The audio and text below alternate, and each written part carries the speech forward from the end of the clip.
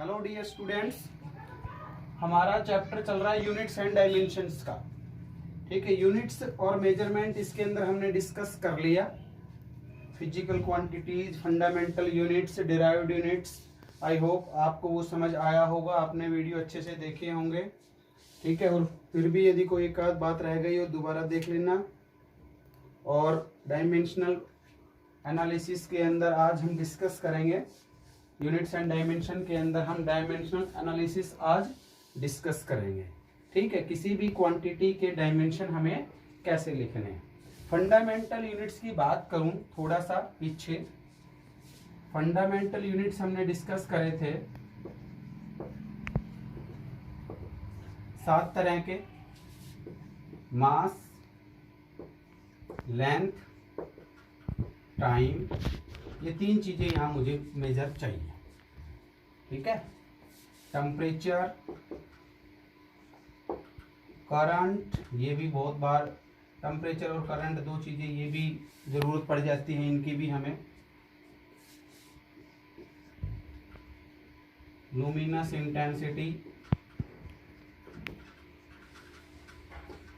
और मैटर, ये हमने डिस्कस किया था फंडामेंटल यूनिट्स के अंदर। ठीक है, ये हमने पढ़ा था।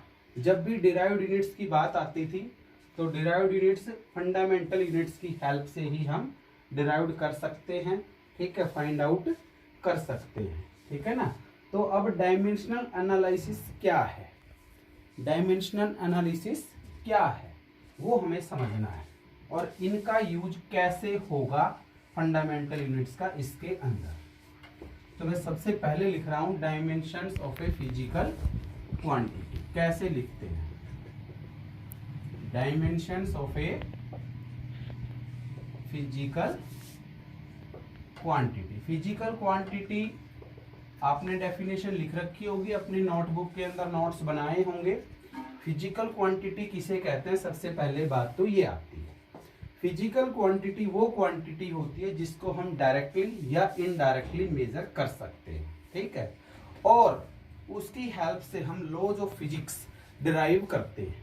ठीक है ना, ये हमने फिजिकल क्वांटिटी पढ़ा था डिटेल के अंदर। पहला टॉपिक यूनिट्स एंड डायमेंशंस के अंदर फिजिकल क्वांटिटी ही है। ठीक है, दुनिया भर की infinite number of physical quantities अपने पास हैं, तो उनके डायमेंशंस कैसे लिखेंगे? कुछ एक फिजिकल क्वांटिटी, कुछ एक क्वांटिटी जैसे अभी अभी लिखा है फंडामेंटल है, कुछ एक डिराइव्ड है। तो फंडामेंटल को तो हम तोड़ ही नहीं सकते, ब्रेक कर ही नहीं सकते, क्योंकि वो तो इंडिपेंडेंट है, आर्बिट्ररी है। तो हम बात करेंगे किसकी? डिराइव्ड यूनिट्स की। ठीक है, तो dimensions of a physical quantity क्या होता है? Dimensions of a physical quantity are the powers to be raised to the fundamental units। Fundamental units की चढ़ाना पावर को, fundamental units to represent the derived unit of quantity. ठीक, इसको समझाऊंगा मैं कैसे क्या लिखा है। जैसे मेन चीज 3 है, मास है, मास को आप लिखेंगे कैपिटल एम से। दूसरी लेंथ है, इसको एल से, और तीसरा टाइम है, इसको टी से। ठीक है, जैसे अभी अभी बात कर रहे थे, मेजर चीज तो यही चाहिए। बाकी यदि करंट आता है उसको ए से लिखना है, करंट यदि आ जाए उसको ए से लिखना है, और टेम्परेचर यदि आ जाए उसको के से लिखना है। ठीक है, मेजर तो ये 3 ही चाहिए। ये बहुत कम मतलब न्यूमेरिकल्स के अंदर यूज होता है, करंट और टेम्परेचर। बाकी मेजर जो चीज है हमारी वो 3 है, मास, लेंथ और टाइम। तो किसी भी डिराइव्ड यूनिट को, ठीक है, रिप्रेजेंट करने के लिए फंडामेंटल यूनिट्स की जरूरत पड़ रही है, फंडामेंटल क्वांटिटीज की जरूरत पड़ रही है, मास, लेंथ और टाइम। और उनकी पावर्स में लिखना, उसको किसमें लिखना? पावर्स में लिखना। वो उसके क्या कहलाएंगे? डायमेंशंस कहलाएंगे। जैसे सपोज मैं बहुत एक छोटा सा एग्जांपल लेता हूं, मान लो मैंने एग्जांपल लिया स्पीड का। इसका स्पीड का, और स्पीड आप सभी जानते हैं क्या होती है, distance upon time, distance upon time. ठीक है, अब डिस्टेंस क्या हो गई, लेंथ हो गई, और लेंथ को किससे लिखना है, अभी अभी बताया, मास को किससे लिखना है, m से, लेंथ l से। और लेंथ मैंने बताया था, लेंथ हर तरह की लेंथ, चाहे वो रेडियस हो, चाहे वो ब्रेड्थ हो, चाहे वो हाइट हो, ठीक है, कोई भी एनी टाइप हो जिसको मीटर और सेंटीमीटर में हम मेजर करते हैं, उसको एल से लिखना है। कुछ भी हो, जरूरी नहीं है लेंथ कोई, ब्रेड्थ है, ब्रेड्थ की बात आएगी, ठीक है, रेडियस की बात आएगी, डिस्टेंस की बात आएगी, डिस्प्लेसमेंट की आएगी, सभी को किससे लिखना है, एल से। तो डिस्टेंस को किससे लिखी है, एल से। टाइम को अभी अभी बताया, किससे, कैपिटल टी से, कैपिटल टी से लिख दिया, टी से। ठीक है, तो स्पीड के ये डायमेंशन हो गए। अब स्पीड का ये क्या हो गया, डायमेंशन हो गया। कैसे, एल की पावर कितनी है, 1, टी की पावर बताओ, टी की पावर बात करेंगे तो क्या हो जाएगा, देखो टी की पावर ऊपर आएगी तो पावर क्या हो जाएगी, -1। ठीक है, ये डायमेंशन हो गए, क्या हो गए, डायमेंशन। अब आप कहेंगे सर इसमें m तो आया ही नहीं, तो लिख दो, लिखना चाहो तो क्या, m0, क्योंकि something raise to power 0 always equal to 1, तो 1 लिखने की जरूरत होती नहीं, m0 L1 T-1। ये किसी भी फिजिकल क्वांटिटी के जस्ट एक छोटा सा एग्जांपल लिया, डायमेंशन हो गए, क्या हो गए, डायमेंशन। अब इसको हम अरेंज करते हैं स्क्वायर ब्रैकेट के अंदर, तो इसलिए इसे कह देते हैं डायमेंशनल फॉर्मूला। क्या कह दोगे, डायमेंशनल फॉर्मूला। तो यहीं पे मैं लिख दूंगा डायमेंशनल, डायमेंशन फॉर्मूला क्या बताएगा, how to represent the dimensions of a quantity. किसी भी क्वांटिटी के, ठीक है, डायमेंशंस को हमें कैसे रिप्रेजेंट करना है, वो उसका डायमेंशनल फॉर्मूला होगा। ठीक है, तो स्पीड बराबर क्या लिख दोगे, m0 L1 T-1, ये डायमेंशनल फॉर्मूला हो गया यदि इसको स्क्वायर ब्रैकेट में लिख देते हैं तो। फिर आ जाती है डायमेंशनल इक्वेशन। स्पीड को किससे लिखते हैं, या तो u से लिखते हैं या v से, तो v बराबर लिख दो m0 L1 T-1, वो क्या बन गई, डायमेंशनल इक्वेशन। ठीक है, यदि उसी क्वांटिटी को उसके डायमेंशनल फॉर्मूला के बराबर लिख दें तो वो डायमेंशनल इक्वेशन बन जाती है। ठीक है, तो ये 3 चीजें हमने डिस्कस करी। मेन फोकस रखना है आपको मास पे, लेंथ पे और किस पे, टाइम पे। ठीक है, समझ गए होंगे। तो ये हुआ हमारा किसी भी क्वांटिटी के डायमेंशंस को कैसे लिखते हैं। तो कुछ एक क्वांटिटीज में लूंगा जिनकी आगे हमें जरूरत पड़ेगी जब हम यूज पढ़ेंगे डायमेंशन एनालिसिस के इसके अंदर, कि किस तरह से हमें क्वेश्चन करने हैं। तो कुछ एक क्वांटिटीज के मैं डायमेंशन फॉर्मूला आपको बता रहा हूं कैसे लिखना है। ठीक है, यदि फॉर्मूला पता है, यूनिट पता है, तो डायमेंशन आसानी से आप लिख देंगे। डायमेंशंस ऑफ सम क्वांटिटीज या dimensional formula of some quantities, dimensions of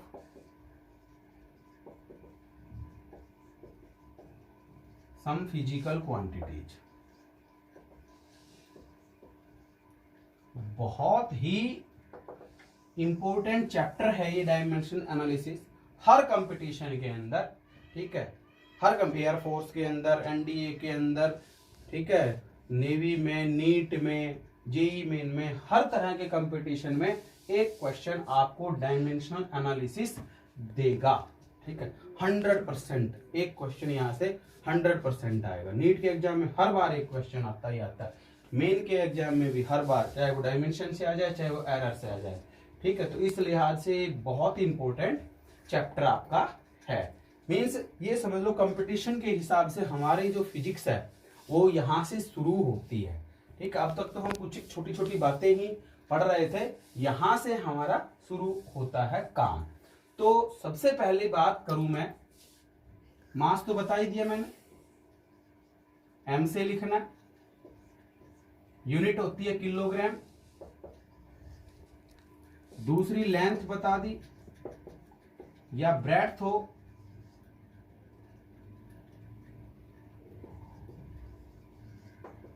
या हाइट हो या रेडियस हो, ठीक है, जिसको मीटर सेंटीमीटर में हम मेजर करते हैं, सभी के लिए एल लिखना है। यूनिट होती है एसआई सिस्टम के अंदर मीटर, यूनिट यहां पे लिख रहा हूं किलोग्राम एसआई सिस्टम में, मीटर इसकी यूनिट है। तीसरी टाइम बताया, टी से लिखना है, यूनिट है सेकंड। एसआई सिस्टम के अंदर बात करेंगे, एसआई सिस्टम की सारी यूनिट लिख रहा हूं यहां पे। फोर्थ एरिया बात आ जाए तो एरिया क्या होता है, लेंथ इनटू ब्रेड्थ। तो एरिया क्या हो, एल इसके लिए हो गया, एल इसके लिए ही हो गया, तो एल की पावर 2। यूनिट क्या हो जाएगी, मीटर स्क्वायर। वॉल्यूम की बात करूं, एल बी एच या पाई आर स्क्वायर एच, स्फीयर की बात करते हैं, सॉरी सिलेंडर की बात करते हैं, ठीक है। 4/3 पाई आर क्यूब, तो रेडियस का क्यूब हो गया एल क्यूब। किसी भी तरह का वॉल्यूम हो सभी का एल क्यूब, यूनिट हो जाएगी मीटर क्यूब।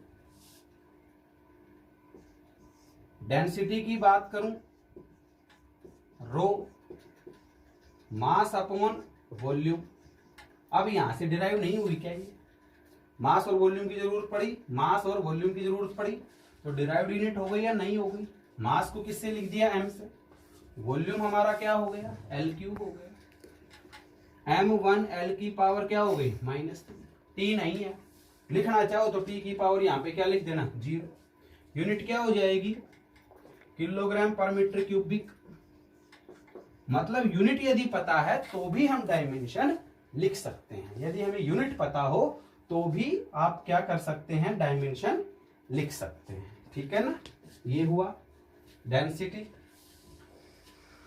नोट्स साथ साथ बनाते जाना, जैसे यहां पे वीडियो पॉज करो, इतना लिख लो, उसके बाद आगे बढ़ जाओ।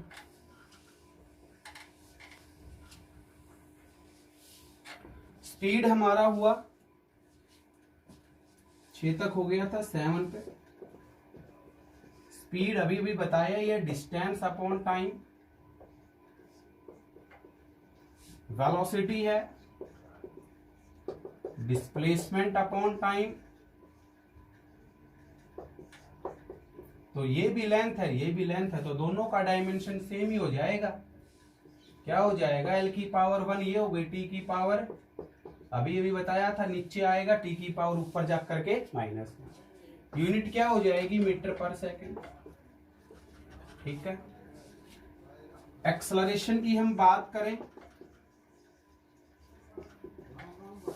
Velocity upon time. हालांकि ये सारी चीजें जब काइनेमेटिक्स स्टार्ट करेंगे तो डिटेल में पढ़ेंगे और आगे पढ़ते भी जाएंगे, बट कुछ एक चीजें जो आप 9th क्लास के अंदर 10th क्लास के अंदर पढ़ करके आए हो, ठीक है, तो इसलिए हम यहाँ पे डिस्कस कर देता हूँ। इन चीजों के डायमेंशन की मुझे जरूरत पड़ेगी। इसका क्या है, एल टी -1 ऊपर लिख रखा है। टी का क्या है, टाइम का टी, तो एल टी की पावर क्या होगी, देखो -2 नहीं होगी क्या। इस टी को पलट करके ऊपर लाएंगे, पावर -1 है, एक और चली गई -1। तो जब बेस सेम हो जाता है तो पावर ऐड हो जाती है, ये आप जानते हैं। एल टी -2 हो गई, यूनिट हो गई मीटर पर सेकंड स्क्वायर। इसी तरह से देखो, इन चीजों को आगे रिलेट करते जा रहा हूं। फोर्स जैसे है, मास इनटू एक्सेलरेशन होता है फॉर्मूला, तो मास का पता है m और एक्सेलरेशन का आ गया, तो m1 l1 t -2। Unit Newton होती है, यहां से लिखोगे तो किलोग्राम मीटर पर सेकंड स्क्वायर लिख दो, न्यूटन या किलोग्राम मीटर पर सेकंड स्क्वायर। एसआई सिस्टम में इसकी यूनिट होती है। लीनियर मोमेंटम की बात यदि करें, लीनियर मोमेंटम की जरूरत पड़ती है, P बराबर फॉर्मूला होता है मास इनटू वेलोसिटी। तो मास का तो m आ ही गया, वेलोसिटी का हो गया L1 T1 -1 हो गया या नहीं हो गया। तो इस तरह से फिजिकल क्वांटिटीज के, कुछ एक फिजिकल क्वांटिटीज के डायमेंशन आप फॉर्मूले की हेल्प से याद रख सकते हैं। हालांकि वैसे क्रैम्प करना बहुत ही मुश्किल है, फिर भी यदि किसी न्यूमेरिकल के अंदर आपको डायमेंशन की जरूरत पड़े, किसी भी न्यूमेरिकल में आपको किसी क्वांटिटी के डायमेंशन की जरूरत पड़े, तो आपकी बुक के अंदर शुरू में ही पूरा का पूरा पेज दिया हुआ है, ठीक है। लगभग 150, 200, 250 क्वांटिटीज हैं। जिनके डायमेंशन उसके अंदर लिख रखे हैं, तो वहां से हम हेल्प ले लेंगे। अब बात करता हूं किसकी, प्रेशर की। तो प्रेशर भी जानते हैं, फोर्स अपॉन एरिया। फोर्स का भी अभी लिखा है, देखो M1 L1 T-2। एरिया का क्या लिखा है आपने, शुरू में ही लिखा था L⁻²। यहां से लिख लो इसका क्या हो जाएगा, M1 L⁻, बताओ L⁻, यदि बात करें तो L⁻² नीचे है, 1 ऊपर है, तो ये क्या हो गई, देखो 1 - 2 नहीं हो गई क्या। बेस सेम होता है, पावर ऐड या सब्ट्रैक्ट ऐसे होती हैं, तो ऊपर जाकर के -2 आएगा, तो 1 - 2 क्या हो गई, L⁻⁻1 हो गई। T⁻², एज इट इज है। यूनिट क्या होती है प्रेशर की, पास्कल होती है, या यहां से न्यूटन पर मीटर स्क्वायर। एसआई सिस्टम में यूनिट सारी मैं एसआई सिस्टम में लिख रहा हूं, ठीक है, ये ध्यान रहे। बाद में बात करेंगे सीजीएस सिस्टम की। तो नेक्स्ट आता है, आप जानते हैं वर्क।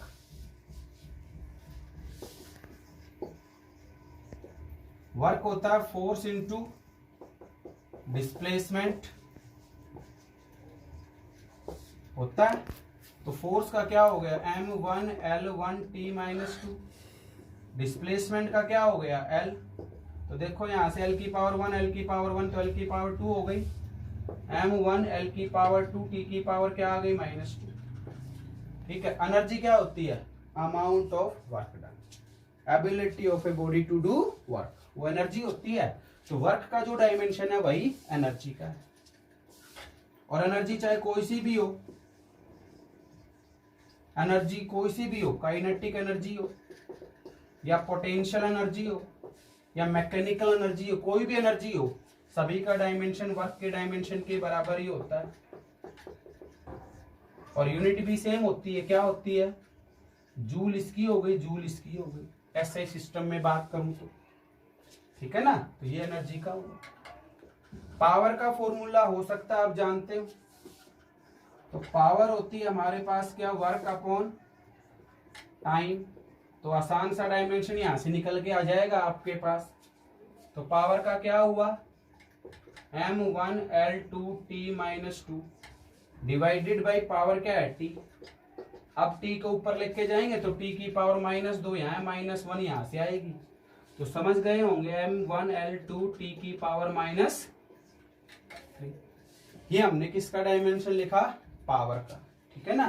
तो आई होप आप समझ पा रहे होंगे किस तरह से हमें किसी भी फिजिकल क्वांटिटीज के डायमेंशन को लिखना है, ठीक है, किस तरह से हमें किसी भी फिजिकल क्वांटिटी के डायमेंशन को लिखना है। हालांकि और भी बहुत सी चीजें हैं, ये तो मैंने कुछ एक चीजें ली हैं केवल, मतलब 150, 200, 250 फिजिकल क्वांटिटीज हैं जिनके डायमेंशन आप जैसे जैसे फिजिक्स में आगे पढ़ते जाएंगे वैसे वैसे फॉर्मूला पता चलते ही डायमेंशन नहीं निकाल लेंगे क्या, वैसे डायमेंशन मैं बता रहा हूं, क्या याद करना, क्रैम करना बहुत ही मुश्किल है, ठीक है, बट इनकी हेल्प से हम डायमेंशन निकाल सकते हैं फॉर्मूला की हेल्प से। आगे भी यदि किसी क्वेश्चन के अंदर मेरे को जरूरत पड़ती है तो उस फॉर्मूला की हेल्प से डायमेंशन मैं निकाल लूंगा। जैसे एक ये क्वांटिटी आपने नहीं सुनी होगी अभी तक, क्योंकि ये हीट एंड थर्मोडायनामिक्स के अंदर फिजिक्स में आगे आती है, सरफेस टेंशन। सरफेस टेंशन, ये ध्यान रहे, टेंशन अलग चीज है, ठीक, और सरफेस टेंशन अलग चीज है। सरफेस टेंशन होती है फोर्स पर यूनिट लेंथ।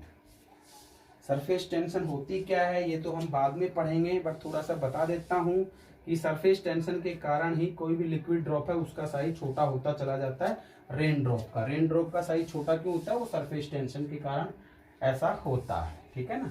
ये हम बाद में डिस्कस करेंगे, बट यहाँ मुझे जरूरत पड़ती है इसलिए मैंने लिख दिया, तो फॉर्मूला लिख दिया, आप डायमेंशन बना ही लेंगे।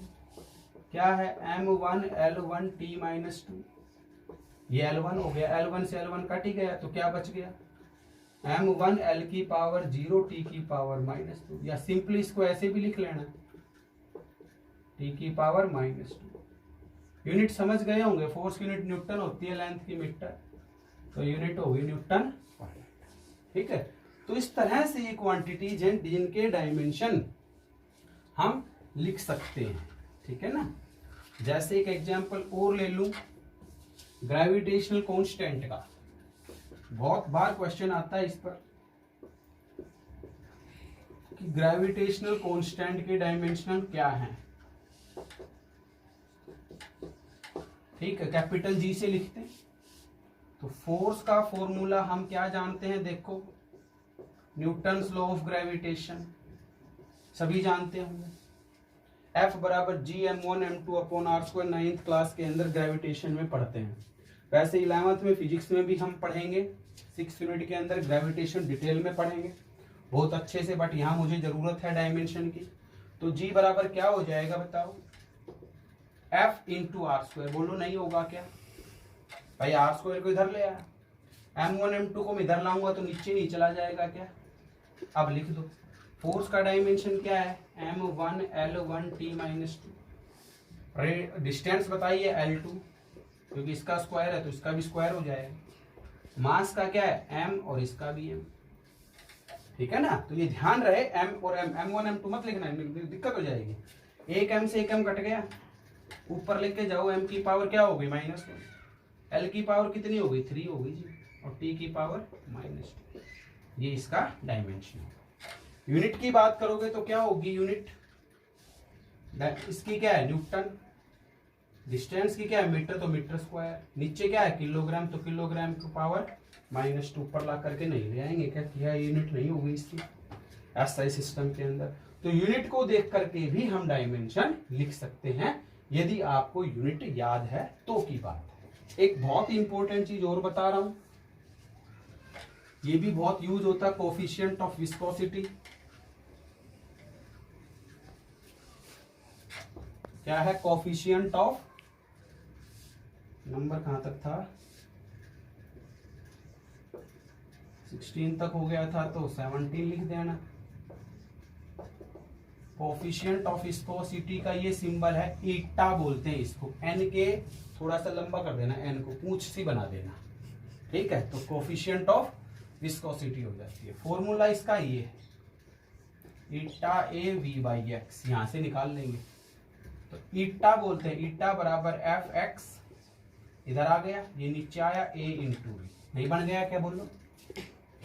ईटा AV/x फॉर्मूला होता है, आगे ये बाद की बात है, बट यहाँ मुझे डायमेंशन चाहिए तो इसलिए मैं ले रहा हूं, ठीक है। तो F का डायमेंशन क्या हो गया m1 L1 T-2, x का क्या हो गया L, एरिया का क्या हो गया L2, वेलोसिटी का क्या हो गया LT-1।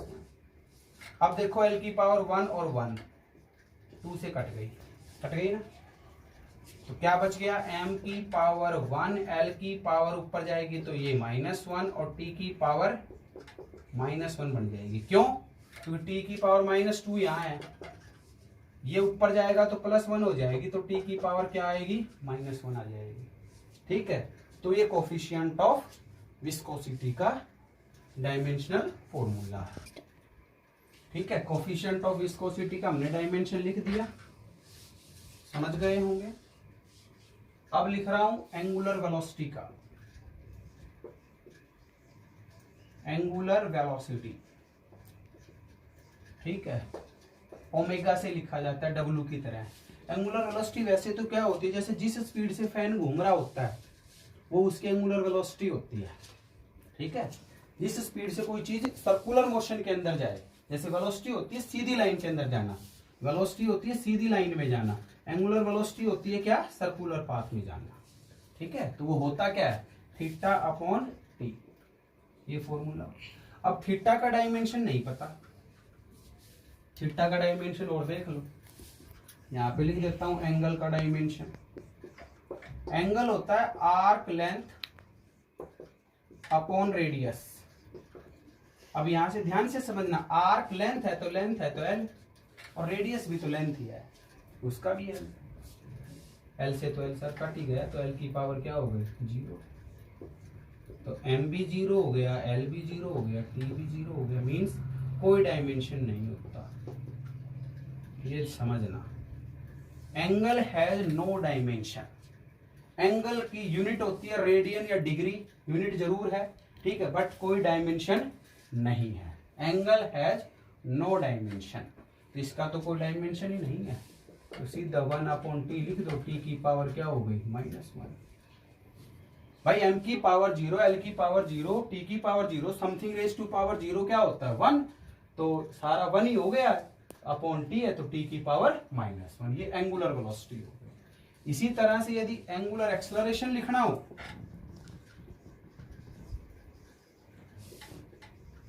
यदि एंगुलर एक्सेलरेशन आ जाए, अल्फा से लिखा जाता है, तो एंगुलर वेलोसिटी अपॉन टाइम, इसका क्या है t-1, इसका भी t, तो नीचे ऊपर जाकर के t की पावर क्या हो गई -2। ठीक है, तो इस तरह से एंगुलर एक्सेलरेशन का लिख सकते हैं। अब यदि एंगुलर मोमेंटम की बात करें, एंगुलर मोमेंटम, उसका सिंबल वैसे तो L है, फॉर्मूला होता है mvr, L डैश से लिख लेता हूं क्योंकि L हम यहाँ लेंथ के लिए यूज कर रहे हैं, तो ये m LT-1, ये L, तो क्या आ गया m1 L2T-1। ठीक है, एक छोटा सा फॉर्मूला और आता है इम्पल्स। इम्पल्स का क्या डायमेंशन है, इम्पल्स का होता है फोर्स इंटू टाइम, फॉर्मूला है इम्पल्स का ये, तो m1 L1T-2 इंटू टी, तो m1 L1T-1, इस तरह से इम्पल्स का है। Rate of flow of liquid, ये भी बहुत इंपॉर्टेंट है। Rate of flow of liquid ये होता है volume per second, volume per second, volume of liquid flowing per second. तो बहुत आसान सा हो गया, volume divided by time, L³ upon T, तो L³ T की पावर -1। ठीक है, तो हमारा काम यहाँ पे चल जाएगा वैसे तो लगभग।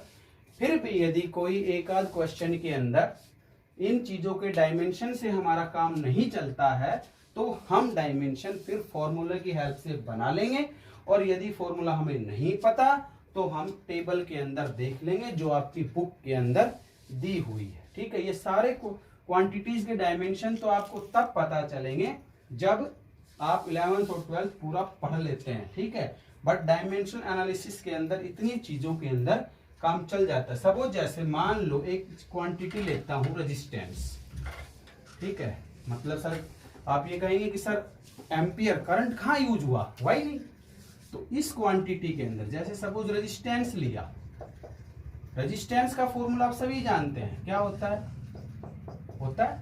ओम्स लॉ से, V बराबर IR होता है, तो रेजिस्टेंस R बराबर क्या होता है V अपॉन I। V यहाँ पे क्या है, वॉल्यूम नहीं है, V क्या है पोटेंशियल डिफरेंस है, पढ़ करके आए 10th क्लास में, या इसको वोल्टेज कहते हैं। क्या कहते हैं, वोल्टेज। और वोल्टेज का फॉर्मूला क्या है W अपॉन Q है।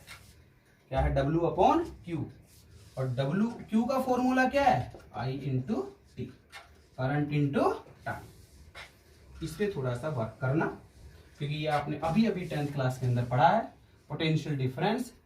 ठीक है, वर्क पर यूनिट चार्ज, और चार्ज जैसे I बराबर होता है ना Q बाई टी, तो Q बराबर क्या आ गया I इंटू टी।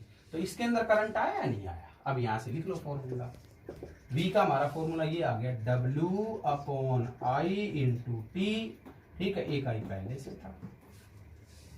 ठीक है, तो W का डायमेंशन क्या है m1 L2T-2। वर्क का भी अभी लिखा है। करंट के लिए मैंने क्या कहा है A यूज करना है, T के लिए T यूज करना है, करंट के लिए फिर A यूज करना है। तो m1 L2T की पावर 1 ये नीचे है, -2 ऊपर है तो -3 हो गई, वही ना, और A2 नीचे है तो ऊपर आएगा तो A की पावर -2। तो ये इस तरह से रेजिस्टेंस के अंदर यूज होगा। रेजिस्टेंस, कैपेसिटेंस और इंडक्टेंस, इन तीन चीजों का डायमेंशन पे आपको ध्यान देना है। ठीक है, इसके ऊपर बहुत हर कंपटीशन के अंदर क्वेश्चन आ जाता है, तो लगभग हमारा काम यहां से चल जाएगा। ठीक है ना, यहां से। और कैपेसिटेंस का आप खुद लिखेंगे, मैं आपको होमवर्क दे रहा हूं 25 नंबर पे। कैपेसिटेंस फॉर्मूला में लिख देता हूं, C से लिखते हैं इसको, और Q बराबर होता है CV। ठीक है, तो C कैपेसिटेंस, C बराबर Q बाई V। Q यहाँ पे बता देता हूं चार्ज है और V वही है पोटेंशियल डिफरेंस। खुद बना लेंगे इसका डायमेंशन। ठीक है, इसी तरह से इंडक्टेंस का डायमेंशन खुद बनाएंगे। ये आपके लिए होमवर्क दे रहा हूं, दो चीजें। इंडक्टेंस को L से लिखा जाता है, इसको भी यहाँ पे मैं L डैश कर लेता हूं। ठीक है, और V बराबर होता है LI/T, तो यहाँ से L डैश का डायमेंशन आप निकाल लेंगे। ठीक है, ये फॉर्मूला मैंने बता दिया। तो L डैश क्या आ गया, V इंटू T/I। समझे? तो ये डायमेंशन आपको खुद बनाने हैं, और डायमेंशन अच्छे से आप इनको रिवाइज करना है। इसके ऊपर क्वेश्चन कैसे आते हैं वो हम नेक्स्ट वीडियो के अंदर यूज करेंगे, यूजेस ऑफ डायमेंशनल एनालिसिस के अंदर। तो आज का जो हमारा टॉपिक होते क्या है, कुछ एक फिजिकल क्वांटिटीज के डायमेंशन आपको कैसे लिखना है, इस तरह से आप ये लिखेंगे। Okay, thank you. कल हम पढ़ेंगे यूजेस ऑफ डायमेंशनल एनालिसिस।